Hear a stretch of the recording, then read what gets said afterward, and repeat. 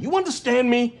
If you ever endanger her again or hurt her in any way, I'm gonna make you sorrier than you ever thought possible. You understand me? But without fear, there can be no control. Kosha? Like so bad. I bet she rubs one out to that little baby picture of his she keeps next to her bed. Greer makes anyone who spends any significant time at the house sign an NDA.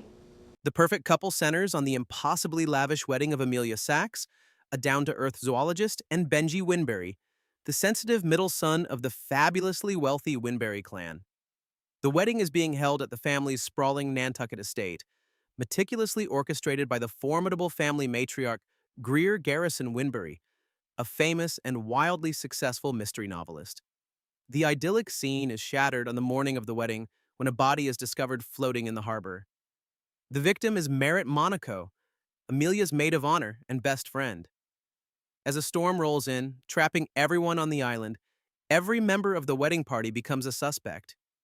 The investigation, led by the local police chief Dan Carter, peels back the layers of the seemingly perfect Winbury family, revealing a tangled web of infidelity, financial desperation, and long-buried secrets. As the investigation progresses, secrets spill out at an alarming rate. We learn about Tag's affair with Merritt, Thomas's staggering debt to Isabel, and Greer's own hidden past as a high-class escort with a gangster brother she still financially supports. Red herrings are thrown about with abandon, pointing the finger at nearly every character at some point. Greer is your classic high society matriarch, polished, powerful, and unapologetically icy. But Nicole Kidman brings more to the table than just surface-level snobbery. Underneath all that control and manipulation is a woman driven by a fierce, if deeply flawed, desire to protect her family's image at all costs. Her backstory reveals she's a survivor, which makes her way more layered than your typical rich mom with a sharp tongue. Amelia is basically the normal one, our eyes and ears inside this bizarre, privileged world. Eve Hewson plays her with a down-to-earth charm that makes her instantly relatable. She's fascinated by the glamour, but as the cracks begin to show, her discomfort grows. She's torn between wanting in and knowing it's all rotten underneath. Dakota Fanning absolutely nails it as Abby, who might seem sweet on the outside but is anything but. She's cool, calculating, and fully fluent in the Winbury way of doing things, which means everything is a transaction. Abby's the kind of character who smiles while sticking in the knife, making her one of the most chilling and quietly powerful presences in the story. Tag is the textbook definition of checked out. He's rich, bored, and emotionally AWOL.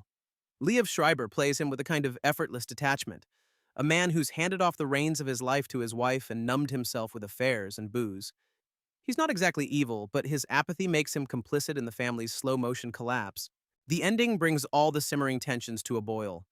The police initially suspect Greer, believing she hired her brother to deal with Merritt.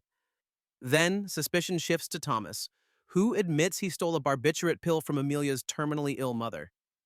He intended to scare Merritt into an abortion because her pregnancy would delay his access to the family trust fund for another 18 years, money he desperately needs to pay back Isabel. However, the true killer is revealed in a chilling flashback. Abby, Thomas's wife. Driven by the same financial motive as Thomas, Abby took matters into her own hands. She crushed the stolen barbiturate into a glass of juice and gave it to Merritt on the beach. When a woozy Merritt stumbled into the water, Abby followed her and held her head under the surface until she drowned. Her confession is cold and pragmatic.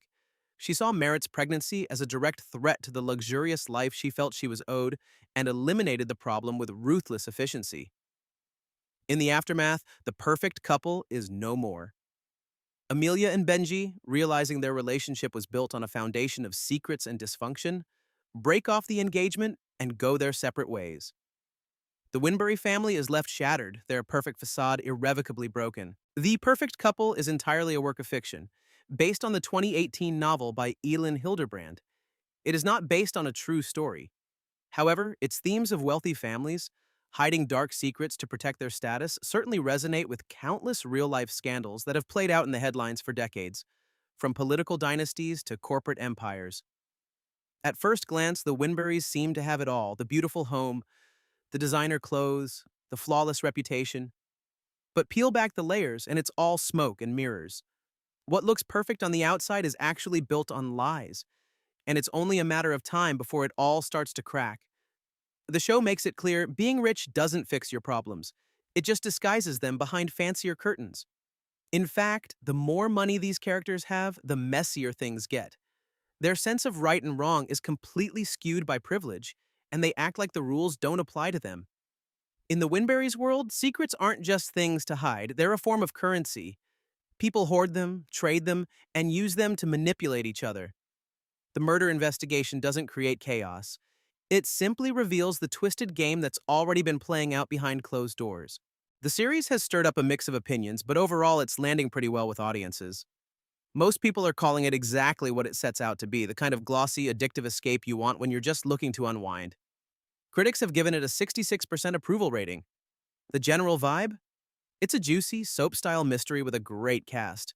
Sure, some critics think the plot's a bit too predictable and the social commentary doesn't go very deep, but others are here for the ride and enjoying every twist. Viewers are rating it around 6.5 out of 10.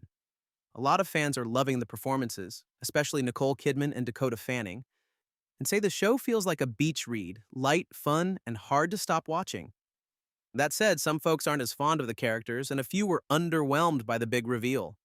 The Perfect Couple isn't trying to reinvent the genre, and that's exactly why it works.